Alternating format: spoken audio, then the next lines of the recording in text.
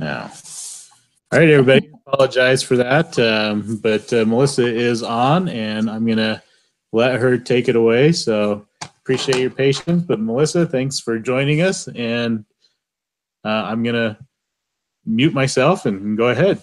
Hello, everybody. I'm so sorry I'm late, and I am an ATP, but I apparently can't run my own computer. I am going to jump right into my slides and talk fast. I talk fast anyway. Let me know. I'm watching the messages if I need to slow down. Just a little bit of background. My name is Melissa. I have been at Mary Free Bed Rehabilitation Hospital for 7 years. We're focusing on augmentative communication. And I've been an SLP for 22 years, but I always wanted to do augmentative communication, and life got in the way. And so through trial and error and a school of hard knocks, I've gotten pretty decent about getting devices funded for my clients. This is focused on my experiences, so if you may differ per your state. I'm here in Michigan, and our Medicaid is pretty strict. I hear it's one of the worst ones to deal with, so hopefully this helps everybody. So this is my alternative title of this topic, Blood, Sweat, and Tears, the AAC Evaluation. Everybody has talked about modeling and teaching, but the one thing to get things funded is we have to document that they are able to effectively use it to communicate daily and medical needs. This is my little graphic, blood, sweat, tears, and coffee, because it can take hours upon hours to write a good AAC evaluation. So the blood is series for me. The blood, the evaluation. Any SLP can do an evaluation. You do not have to have an ATP. You do not have to focus on augmentative communication. If you have one client on your whole caseload that needs augmentative communication, you can write an AAC eval. The individual vendors will come out with demo equipment and will try it with your student and your client, or they will send demo equipment to trial. A lot of the app manufacturers will also give you an app if you say you're an SLP working on evaluating someone for augmentative communication. The manufacturers, every manufacturer of dedicated devices has an evaluation form on their website, and they also have the other funding documents you need on their websites. I did include a link, and I will share my slides later to each of the most common AAC manufacturers here. So I will share my slides later. Oh, you can't see my slides? I'm glad you said that.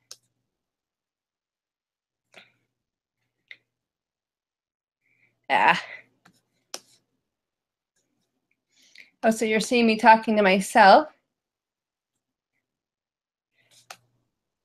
And why is my stuff not popping up?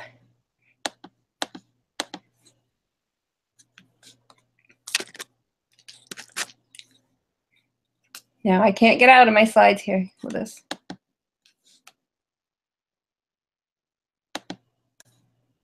That just totally.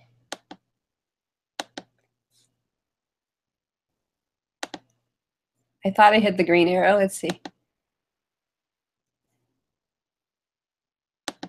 Better? I hope, let me know if you can't see my slides yet. Okay.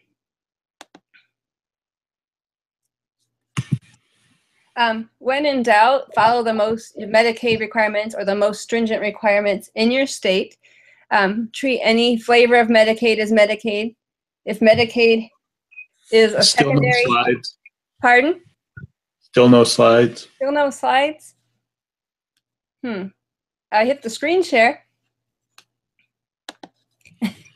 Did you select which screen? Oh. Okay, let's try that again. Oh, no wonder I've got.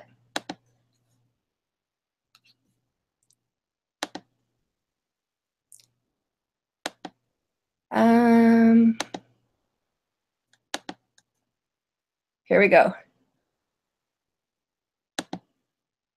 Are we good? Winner. Yay. Sorry, guys. Okay. So yeah, follow the most stringent requirements in your state, and then you're covered. A lot of times we'll have surprises. Yeah, they've got Blue Cross or Blue Care Network, and guess what? Oh, they had Medicaid too, and Blue Care isn't paying, so Medicaid's going to kick in. So if you've followed your Medicaid guidelines, you do not have to rewrite anything, which is really nice. Information to gather. If you're dealing with a student still in school, you want an IEP. At least in Michigan, they want an eye exam from within the last year. Reports and data from because I mainly do evaluations. I do some implementation, but primarily evaluations. Anything I can get from people who have been working with the people I'm working with for the evaluation really helps. I mean, why would I want to recreate the wheel if they've been using Proloquo to go at school? And I would want to put them on touch chat. So any input you can get from your client's team. Kind of another anecdote is I evaluated a young man, and we got him a Nova Chat, and turns out his school is all Mac. They were not happy. We did manage to make the Nova Chat work with a Mac, but that would have been a nice thing to have. The school was not involved with the initial eval, so one of those learning, a good learning. Can't find my words now. Anyway, you want to gather case history, and again, most of this will follow along on the evaluations on the sites. But you want the demographics, why they were referred, the medical history of SLP services. Again, most of these are required by the insurances to be in there. If they previously owned an SGD, who purchased it, why is it no longer working? Prior experiences they've had with SGDs. Right now in Michigan, they're requiring a 1-month trial before they will provide a device. And so if they've been using it at school already, we can count that as their 1-month trial. How are they communicating now? What happens when they cannot communicate? We've had some success with Medicaid when they've said no, and you're like, well, here's all these injuries they're doing to themselves and others because they cannot communicate. What are they looking for in an SGD? Are they running around in mobile and they need something small and light? Do they need eye gaze? And what are their preconceived ideas of what they want in an SGD? And what support will they have? If they're homeschooled, are mom and dad really willing to take that plunge and jump in and learn Unity or LAMP? Or are they going to need something that's a little less complex to implement? And again, you want to give them the right vocabulary in any way you can. You need to put your name and credentials and your ASHA number on the report. You need to know a relevant medical diagnosis. You may have, for some reason lately, have had a run of kids with spina bifida. Well, that is not a relevant diagnosis for a need for an SGD, but if they had hydrocephalus or they have autism as well, there's your relevant medical diagnosis. And you need to determine a treatment diagnosis, and I listed the most common ones out there that we use. For testing, Michigan, again, requires receptive and expressive language testing. And again, I know we don't want to test these children, but we try to do everything we can to jump through the hoops. I'll even say, even if they get 0, that we tried this. It's better if they have 0 on expressive, that they were not able to verbally participate in an exam, than receptive, obviously. But otherwise, we will try to do scales using like communication matrix or developmental scales, and say they're communicating at the receptive expressive age of about 18 months right now based on developmental scales. They want an oral motor exam, an intelligibility rating, and again, sometimes I can collect that in the attempt of doing an expressive exam, or I can ask family what percentage of the time do you understand them, what percentage of the time do people who do not know them understand them. They would like both of those ratings. They would like you to establish an age equivalent, again, if at all possible. Sometimes we document, well, we can't determine this because they don't have an effective means of communicating yet. But typically, at least in our state, Medicaid will not take that. If they're readers, if you can document what their reading comprehension, are they able to understand signs in the community? Are they reading and typing fluently? Just some tests with low motor demands. Receptive, one word I use a lot because most of them have had the Peabody elsewhere. The expressive, one word, again, is one that most people will at least be able to get a few because you start at some pretty basic vocabulary. The RCBA for adults, for the most part, to do some basic reading comprehension. I've turned in the communication matrix to just kind of rate where they are, and that has been acceptable. BDAE, again, in Michigan, at least lately, it has, if you say they're aphasic, it better have aphasia in the title. If you say there's apraxia, better be apraxia in the title. The Tchaikovsky's 50-word intelligibility test is, again, an intelligibility test at one word level, but it will give you a percentage, and it's free on the internet, so that's always nice. You can use other, again, a lot of times doing the expressive one word, I'll say, okay, they answered 6 questions, but it was only intelligible on 2 of them. Again, the different developmental scales that often schools give. That's a nice thing about having to have the IEP, is sometimes we do not have to do testing because it's been done at school and we can use their results. We just have to document who did the testing and when it was done. So again, they want from the testing a developmental age in years, a prognosis for functional oral speech, and a description of current communication skills with and without an SGD. And they do want the testing to be within the last year as well. Again, you need to document hearing and whether, if they have hearing deficits, usually they want an audiogram, and you also would need to document, okay, but they can still use this device because of this, or if they need a device that's louder than your basic iPad because they're mildly hard of hearing. Vision, again, they want a report. Even if they're doing auditory scanning because they are legally blind, you want a vision report, or at least they request a vision report. They require a vision report. Our occupational therapist, and I think I included it later, does a pretty detailed vision exam. That's still not acceptable. They still want a vision report done by an optometrist or ophthalmologist. What's their education? What's their current or their highest level completed? If they're an adult, are they employed? Are they volunteering? This is starting to build your picture of when and where they're communicating and why they need this communication device. I mean, it could be mom and dad understand them at home, but if they can't even request a bathroom break at work without an SGD. Again, I just was alluding to this, potential device use. What are their daily functional communication needs? Who are they communicating with? What settings will they communicate in? These are, for insurance standards, insurance's point of view, all they want, because this is durable medical equipment, is someone to be able to express their medical needs. They don't care really that they're using it at work, but if they need to be able to express that they're in pain or need the bathroom at work. And the same for school. I'd even early on tried, well, they could gain employment if they could communicate. They don't care. They just need to, if they're going to gain employment, they better be able to express their medical and their daily needs.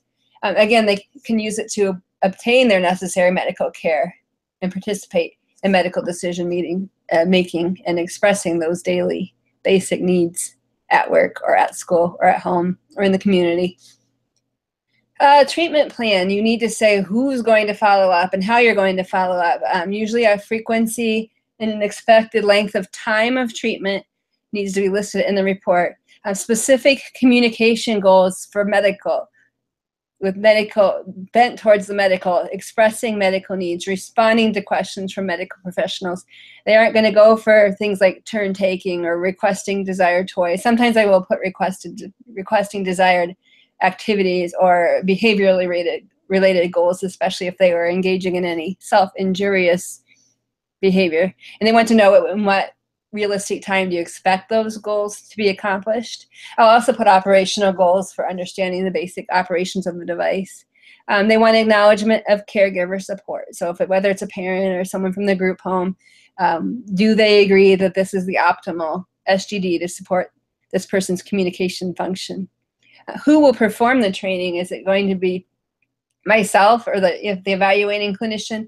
Is it going to be their school or their private SLP? Sometimes we cover a pretty wide range, probably up to about 3 hours away, and sometimes the vendor goes out and does initial training and hopefully gets the school and the family up to where they need to be so they can take over. OT and PT. In Michigan, it's required to have an OT or PT assessment. I've yet to find a PT who would be comfortable participating, although I know one PT who's really comfortable with follow-up, but not participating in the eval. And again, they need their name and credentials. They need to document how they're ambulating, how they're mobile. Are they in a wheelchair? Are they walking? Are they safe to carry this device, or do they need supervision? How are they going to transport the device? Is it going to be mounted? Are they going to be wearing it? Are they going to be carrying it? Are they only going to be using it with adult supervision? Also, how are they going to transport this device when they're not using it? And again, they are going to do document the ability to access. Are they coordinated enough that they need no adaptations? Especially if you're getting into where if you need a key guard or a delay or a switch, a head mouse, eye gaze, you really need to have that OT in there documenting why and that they can effectively access in this manner. Yeah, again, right down to access. Oh, and positioning. They will also address positioning and mounting. Again, I can do a lot of that. I can just from working with the OTs all this year, but it better be signed by someone who's done an OT, who's done the OT eval. I did include our, I spelled off the mouth. I did include our vision exam. I cut and pasted right out of our eval. We have taken we kind of hybridized everybody else's eval and made our own. So these are straight out of our evaluation. If you'd like a copy of it, email me and I can send you a copy. But here's our vision screen. We actually will use formalized vision screens for figure ground and that if needed. The motor free. I use this. Again, here's the motor. We kind of covered that. But again, how they ambulate, are they independent, dependent with are they using a device, whether their sensation is adequate. Again, they're worrying about dropping and braking. How are they accessing? Hand dominance, range of motion. Again, this is kind of getting into the alternate types of access. You can use they don't have to be qualifying for those services at school. And let me see, I'm reading you could use the OT or PT report from school. They do not necessarily have to qualify for those services. So if that's the problem is a lot of times if they don't, like if we're seeing people with autism, they generally don't have any special needs for access except maybe a key guard, and they're not getting services at school. So that's when we need our person in there to do that. Again, in Michigan, again, we have to, and probably everywhere, you have to rule out less costly forms of communication because it always has to be the most cost-effective communication option. We all know that we don't want our people necessarily using paper communication modes for life. We often document, sure, they might be able to sign, but their communication partners do not understand sign if they are actually able to sign. And again, we talk about they outgrow PECs. It usually limits them to requesting and that to have enough vocabulary to use PECs or a picture communication book, it would have to be huge to meet all their needs, or that they can't transport it or manipulate it themselves. Again, we talked about that. It has to be the most cost effective. Michigan still pushes. There's no way from Michigan's standpoint to fund a lower tech device like a Tech Talk or a Go Talk, but they will still push for that. So again, we have to rule why those do not work. And again, they typically just don't offer enough vocabulary for most of our people. There's the rare one who may destroy every iPad, or I think maybe one or two people in the last 2 years. One was an older woman who'd had a stroke and was intimidated by anything more impatient and more techy. And sometimes some of my older folks with ALS want a lower tech device. Again, we talked a little bit about OT documenting the access method, and again, it has to be the most cost-effective solution, and I have it listed from lowest to highest cost. Device trials. Again, you have to rule out low tech, so you usually have to demonstrate that you tried low tech. And again, you generally have to try out, and right now, the rules are changing that we have to trial 3 different manufacturers. So a lot of times we'll try to do, once upon a time we could maybe say we tried both the different vocabularies on a Dynavox or a couple different apps on a ProSlate, but now they're wanting to see like a Dynavox, a Prenke, and 3 different devices and 3 different languages. So, and why? So again, sometimes a lesser expensive, they might be able to get by with the new Indie, but they really need the vocabulary, the detailed vocabulary of an accent. So again, you're just really documenting and justifying, really painting the picture of why they need the particular device you're going for, because there's quite a range of cost even in, so right now the only thing in Michigan we can recommend is the E2510 category, but there's still quite a range in there, and we can add on accessories and mounts on that, but there's nothing below that category available to us right now. Data tracking, they want very detailed data tracking, the vocabulary and the device triad. So if you're on touch chat, you might have maybe use multi-chat 15 on a ProSlate or on a NovaChat. The device description, so things like weight and screen size and whether it takes batteries and rechargeable, we generally lift those off their sites and kind of edit those. Again, I have a list of ones we made of device descriptions in the coding, if anyone wanted that.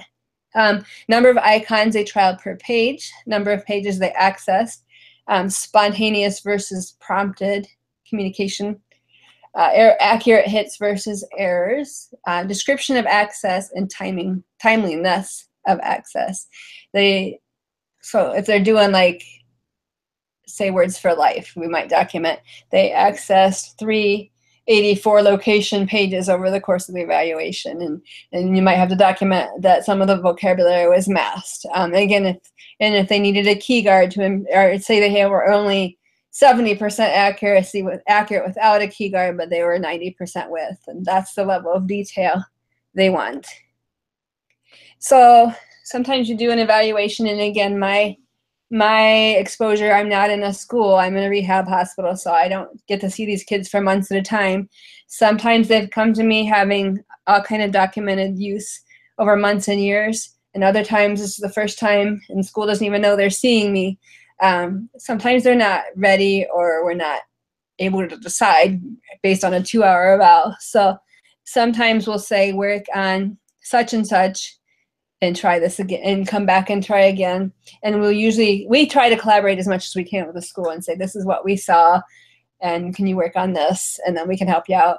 We can get a loaner or a rental and put that with them for a month or 2. Is usually about as long as we can do on rentals. And again, we collaborate with school or home or mom at home or another therapist, or they can come in and I will do intervention with them for a month or 2, and we will say, okay, this is what we have, because we have to be able to document that level of detail and that proficiency that I mentioned earlier before they will pay for a device. We can't say the way the law is technically written is we have to demonstrate that they have good potential, but the insurances are generally demanding that they are showing some level of proficiency, even if it's just some basic, I want this, I want that, but it's stuff that's very functional. They'll usually accept that, whether it's asking for food or the bathroom, that's the level. But then again, they also want, okay, how are you justifying this complexity? So you're treading a fine line with some of these insurances. And say you did your evaluation and you made your decision, we're ready to go, this is the perfect device. You have to document the make and the model, the recommended device. Document any recommended accessories. Make sure you get every last thing in there. You will be writing an addendum later. So the object is to get all the paperwork done the first time and not have to do more later. The reasoning for why this is working, because they need this many icons on this size display, and it gives them this adequate level of vocabulary, which we want to be complex. And we cannot document that it will grow with them, but you want it to be able to go with them. You have to document that they can use it well as it is. So then after you have all that, you're going to assemble your funding packet. And these are the documents that need to go with your funding packet. Your letter of medical necessity, which is your evaluation. Again, Some companies are a little bit more willing to work with ours than others. We usually convince them that ours is fine. It's very close to what yours is, but they like theirs. The assignment of benefits is company specific. So each company, I generally used to keep them printed off, but they change them often enough that once I've decided this is the device they're getting, we go and print off the assignment of benefits, their release of information forms, their client information forms right there, and we fill them all in with family and have the family sign it. They need a signed prescription. Again, make sure you get every piece of equipment. If you need a jelly bean button and a button mount and a device mount, and you need to make sure you get that all on there, or it will get rejected and you'll have to redo it. Generally, we used to get the prescription signed ourselves. I don't know if it's because of our volume or not, but most of the manufacturers are generating the prescription and getting it signed for us, mainly because I have no office people. I do all this paperwork myself, and I have a productivity standard to maintain, and so something had to go, so we are putting more on the manufacturers to help us out. Some additional documentation, you want to send that. Again, if it's Medicaid, the eye exam, the IAP, if you had some good documentation from another SLP or an OT of use, that's always helpful. It really supports your argument there of why this is appropriate for them. So at this point, you're kind of feeling buried under paperwork and calling for help. And so this is kind of the paper pile. That's what my desk looks like most of the time. Once you've got your packet assembled, you need to send it to the vendor, or the manufacturer, because I don't know if you know the process, but we assemble the paperwork and then we submit it all to the vendor or manufacturer, and they submit it to the insurance company for approval. And so you can send it by fax. We always use secure email, so it's not, because email is not a secure method of transmission. Or I do believe most, if not all, use an online funding assistant. I have a rocky relationship with online funding assistants. It just seems like, I don't know if it's device, location, or what, it's inconsistent. So if I will use an online funding assistant. We often go out into the community, the schools, the hospitals, and do evaluations, and you can never carry all the paperwork you need or have a way to print there. So that's nice to have, but otherwise, if it's not working when we're there, we might send out the paperwork to be signed later. Again, you want to make sure that's pretty thoroughly filled in, because if there's something missing, then they have a way to contact family directly. Otherwise, you're doing all the in-between. I have a question, how did I learn all this? And I really learned it all the hard way. I copied off the people before me and learned from every last mistake. Whenever I got a denial or a deferral, we would fix it. We would modify our form and go forward. It is highly overwhelming. They went through, there was a long-term person, 2 people before me. The 2 people between me did not last very long. I had my days, but it's such a rewarding, to give people a voice is so rewarding. It's worth waiting through it all in the end. It's good if you have a company that understands you're not going to be as productive as another outpatient therapist, and so far mine's being pretty patient, but unfortunately, a lot of it was trial and error. The sweat is, okay, everything's submitted. I have had up to 15 months, unfortunately, to get approval, and hopefully, it used to be Medicare, we would have it within a week or a month, and that was always highly important with our ALS clients. We are finding that isn't happening anymore. It's 2 and 3 months at least. We luckily have a couple of very supportive charities in the area. If they're at a point of desperation, we usually can put something in their hands until they get theirs. That's as much as we can. We try to have something in people's hands if they're not at a school, but sometimes it's like, oh yeah, this is going to work great for you. Sorry, I have to send you home empty-handed because we're limited funds being a nonprofit. So some potential responses you're going to get: approved or authorized, and then you're just great. Sometimes you have a wait period still because they need a hard copy of the authorization or the approval. For some reason, Blue Cross has been into this thing where they're sending the checks to the family and then the family has to send it on, and that has been highly glitchy. A deferral is a request for more information, and sometimes that ends up I've had up to 28 points on a deferral, not any of those in a while, but sometimes those end up being as long as your initial report. Oh, I'm running over, I'll hurry. So you answer those point by point. A denial, there's multiple ways to appeal. Denial is never the end of the road. We fight. And again, if you have more than one insurance, you might get a combination. I am almost done. The tiers, the addendums, and the appeals, and I kind of hit those. Again, like here, they will go against policy, especially some of our managed care Medicaids, and I pull out Medicaid policy. I'll read their own policies. I've requested hearings with medical directors, requested court hearings with insurance, with Medicaid. Yeah, if you request a hearing, be prepared. At least they will barrel right over you. If you can get an attorney or a legal representative or a disability advocate there, that would be really helpful, because the state will run right over you if you let them, at least here. Some alternative funding sources. We're hoping to start our own fund at the hospital. But the Orange Penguin I have not used, but I've heard good things about. Lori's Voice is more local, but I think they will expand beyond that. Sometimes we'll say if you get denied or your copayment is so big that you can just buy an iPad if it is appropriate in that situation. We may just say go get an iPad and buy the app and put a good case on it, and maybe a mic. So we'll, if it's prohibitively expensive to pay their copay, we'll see if we can't get something assembled. School loaners, AT loan closets, fundraisers, crowdfunding. So follow up, we mentioned that earlier, but yeah, a lot of times we do the setup. We may be able, if it's possible, between insurance considerations and distance considerations, and we hopefully get to follow up, but otherwise we'll go out and help the schools learn, or send the vendors out to train the schools as well. My contact information is here. Again, I will send my slides too, so you guys can see it. Sorry I was late, and sorry it was so fast. Thanks for your patience, and let me know if you have any questions.